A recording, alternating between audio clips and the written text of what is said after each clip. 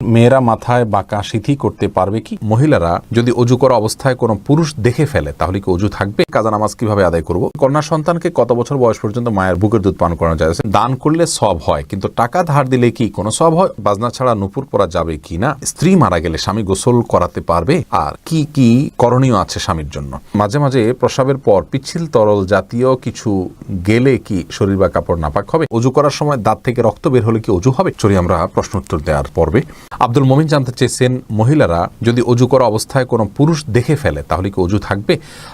দেখুন ভাই আব্দুল মমিন, অজু করা অবস্থায় কোনো পুরুষ দেখলে অজু ভাঙবে এমন নয়, তবে সেটা যদি ইচ্ছাকৃত দেখেন তাহলে গুনাহ হবে, আর অনিচ্ছাকৃত হলে গুনাহও হবে না, কিন্তু এই দেখার সাথে অজু ভাঙার কোনো সম্পর্ক না, অজু থাকবে ইনশাআল্লাহ। এরপরে আফরিন সুলতান জান্নাত আপনি জানতে চেয়েছেন, বাজনা ছাড়া নুপুর পরা যাবে কি না?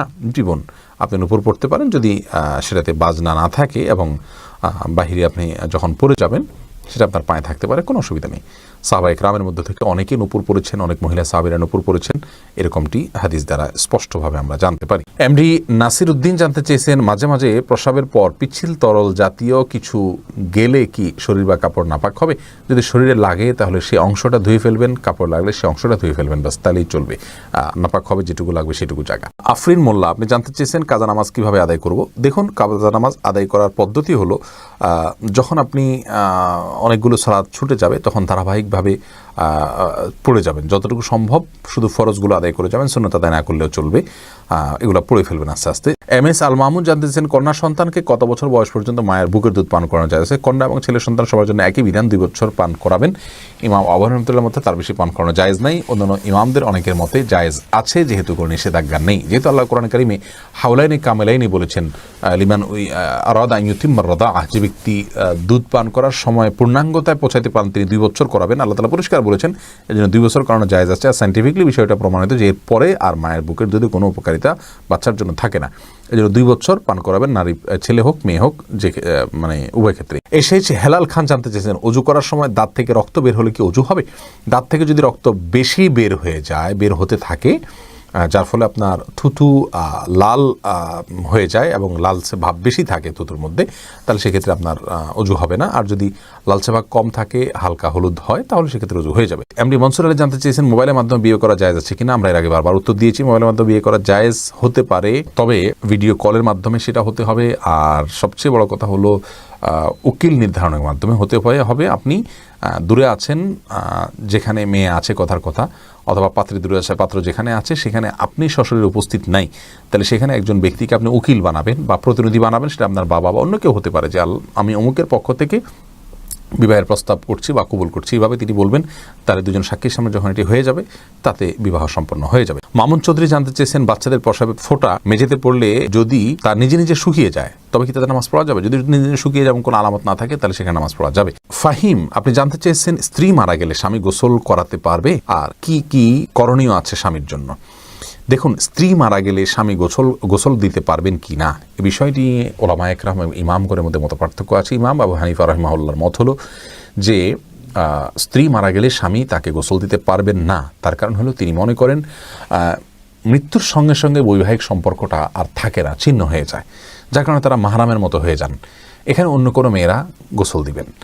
যদিও অন্য ইমামদের অনেকেরই মত হলো যে না, বৈবাহিক সম্পর্ক মৃত্যুর মাধ্যমে ভেঙে যায় না, বরং বৈবাহিক সম্পর্ক তালাক না দিলে সেটি কিয়ামত পর্যন্ত, বরং চিরকালের জন্য, অনন্তসীম কালের জন্য এই সম্পর্কটা হয়ে যায়। যার কারণে তাদের দৃষ্টিকোণ হলো যে স্বামী তার স্ত্রীকে গোসল দিতে পারবেন, স্ত্রী তার স্বামীকে গোসল দিতে পারবেন। তো এক্ষেত্রে যদি ভিন্ন কোনো ভালো মহিলা থাকেন যিনি গোসল দিতে পারেন, সেটা ভালো, এবং এক্ষেত্রে কোনো অসুবিধা নেই। নাহিদ আলম জানতেছেন, উলঙ্গ ছবিতে ভুলে দৃষ্টি পড়ে গেলে কি গুনাহ হবে? ভুলে দৃষ্টি পড়ে গেলে গুনাহ হবে না, কিন্তু যখনই স্মরণ হবে তখনই সাথে সাথে ফিরে আনতে হবে। আল্লাহ তাআলার ভয়, আল্লাহ তাআলা আমাদেরকে সেই ভয় এবং তাকওয়া নসিব করুন। বাকিয়া মুনি আপনি জানতে চেয়েছেন, স্বামী স্ত্রী একসাথে দাঁড়িয়ে নামাজ পড়তে পারবে নাকি একটু আগ পিছ করে দাঁড়াতে হবে? প্রত্যেকে যার যার নামাজ যদি পড়েন, স্বামী স্বামীর নামাজ পড়ছেন, স্ত্রী স্ত্রী নামাজ পড়ছেন, জামাতে পড়ছেন না, তাহলে পাশাপাশি দাঁড়িয়ে নামাজ পড়াতে কোনো অসুবিধা নেই, কিন্তু জামাতে নামাজ পড়লে সামনে পিছনে দাঁড়াতে হবে। তবে পাশাপাশি দাঁড়াতে গেলে যদি মনোযোগের ব্যাঘাত ঘটে একে অন্যের, তাহলে সেক্ষেত্রে একটু আগ পাছ করে দাঁড়ানো ভালো। স্বামী একটু সামনে দাঁড়ান, স্ত্রী একটু পেছনে দাঁড়ান, এভাবে দাঁড়ানো উচিত যদি মনোযোগের ব্যাঘাত হবে বলে মনে হয়। সুজাত মাহফুজ মুন্না আপনি জানতে চেয়েছেন, খাওয়ার সময় ছেলেদের গোপে পানি বা খাবার লাগলে তাকে হারাম হবে? না, এমন কোনো কথা নেই। গোপে পানি বা খাবার লাগলে হারাম হয়ে যাবে, এটা জায়েজ নাই। খালেদা আক্তার জানতে চান, মেয়েরা পর্দা না করলে মা বাবার কবরে কি আযাব হবে? মা বাবার যদি সেখানে কোনো দায় থাকে, ত্রুটি থাকে, তাহলে সেক্ষেত্রে তাদের আযাব হতে পারে। কিন্তু মা বাবা যদি তাদেরকে সঠিক পথের দিশা দিয়ে থাকেন, বুঝিয়ে থাকেন, দায়িত্ব পালন করে থাকেন, তাহলে সেক্ষেত্রে তাদের দায়ভার তারা মানে শুধু সন্তানরাই বহন করবে, মা বাবার কোনো কিছু দায়ভার চাপানো হবে না। আল্লাহ বলেছেন, লা তাযিরু ওয়াজরাতুন বিজরা উখরা, কারোর দায়ভার অন্য কেউ বহন করবে না। লাইসা আল ইনসানু ইল্লা মা সাআ, প্রত্যেকে যা করবে তারই তিনি দায় নিবেন। ইলিয়াস সানি আপনি জানতে চেয়েছেন, স্বামী স্ত্রীর মিল মহব্বত এবং পারিবারিক ভালোবাসা বজায় রাখার জন্য কি করণীয়? ভাই ইলিয়াস, স্বামী স্ত্রী মিল মহব্বত এবং পারিবারিক ভালোবাসা বজায় রাখার জন্য সর্বপ্রথম করণীয় হলো পরস্পরের প্রতি যে দায়িত্ব আছে সেই দায়িত্বগুলো ইসলাম শরীয়তের দৃষ্টিকোণ থেকে যেগুলো আরোপিত হয়েছে সেগুলো সম্পর্কে জানতে হবে, এক নম্বর কাজ। দ্বিতীয় কাজ হলো আল্লাহর কাছে দোয়া করতে হবে। বিশেষ করে সূরা ফুরকান আয়াত নম্বর 74 যে দোয়া আছে, রব্বানা হাব লানা মিন আজওয়াজিনা ওয়া যুররিয়াতিনা কুররাতা আয়ুন ওয়াজআলনা লিল মুত্তাকিনা ইমামা, এই দোয়া স্বামী স্ত্রী উভয় বেশি বেশি করে অর্থ বুঝে আল্লাহর কাছে নিবেদন করতে হবে, আল্লাহ যেন তাদেরকে সুখ শান্তিপূর্ণ জীবন দান করেন। তৃতীয়ত, তাদের মিল মহব্বতের জন্য দুজনকে ধৈর্যের প্রশিক্ষণ নিতে হবে এবং ধৈর্যের পরাকাষ্ঠা প্রদর্শন করতে হবে। প্রিয় নবী সাল্লাল্লাহু আলাইহি ওয়াসাল্লামের দাম্পত্য জীবনে কতটা ধৈর্যশীল ছিলেন, মেয়েদেরকে কতটা আপনার সহনশীলতার কথা বলেছেন এবং স্বামীর প্রতি কৃতজ্ঞতা আদায় করতে বলেছেন, এই বিষয়গুলোকে আমাদের মাথায় রাখতে হবে ইনশাআল্লাহ বিদিল্লাহ। তাহলে দাম্পত্য জীবনে সুখ শান্তি নেমে আসবে। সর্বোপরি আল্লাহর অবাধ্যতা এবং হারাম এর পথ থেকে সরে আসতে হবে। হারামের পথ যদি খোলা থাকে তাহলে সেখানে শান্তি থাকে না। আল্লাহ তাআলা আমাদেরকে দাম্পত্য জীবন সুখী করুন। এমনি বাপ্পি জানতে চেয়েছেন, আমি টয়লেটে থাকা অবস্থায় যদি আজান শুরু হয় তখন কি আজান উত্তর দিতে পারি? না ভাই, আপনি অপেক্ষা করবেন, বের হয়ে আজান উত্তর দিয়ে দিবেন। জহিরুদ্দিন মোহাম্মদ বাবর জানতে চেয়েছেন, হাতে তালি দেওয়া কি জায়েজ আছে? অনেকে বলে হারাম, এটা ইসলামী বিধান কি? হাতে তালি দেওয়া এটাকে হারাম বলার সরাসরি কোনো সুযোগ নেই, তবে অবাক করা কোনো কিছু, ভালো কিছু দেখলে মুখে সুবহানাল্লাহ বলা, আশ্চর্য হলে সুবহানাল্লাহ বলা, মাশাআল্লাহ বলা, এটা হলো সুন্নাহ, হাতে তালি নয়।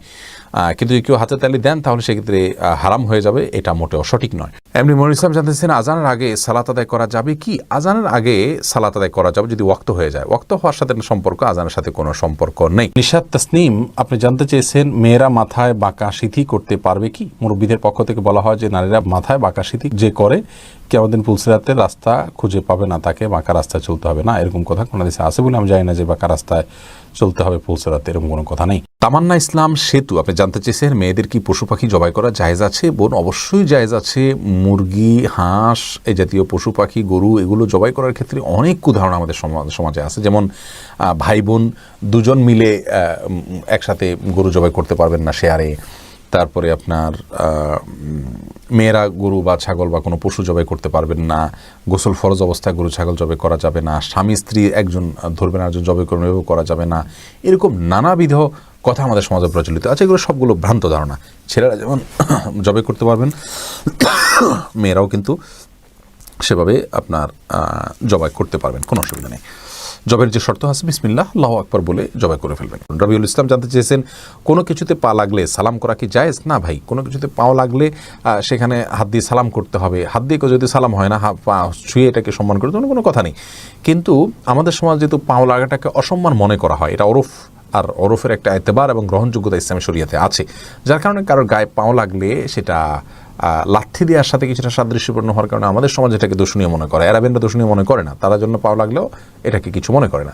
তো আমাদের সমাজে যদি দূষণীয় মনে করা হয়, সেহেতু যার কাছে যার গায়ে পাও লেগেছে তাকে যদি আপনি একটু টাচ করে আপনি আসলে পাও লাগাতে চাননি, হাত লাগাতে চেয়েছেন অথবা অশ্রদ্ধা করতে চান, এটা বোঝাতে চান, তাহলে সেটা ঠিক আছে, এটাতে দোষের কিছু নেই। তবে এর মানে এই নয় যে তাকে আপনি সালাম দিবেন।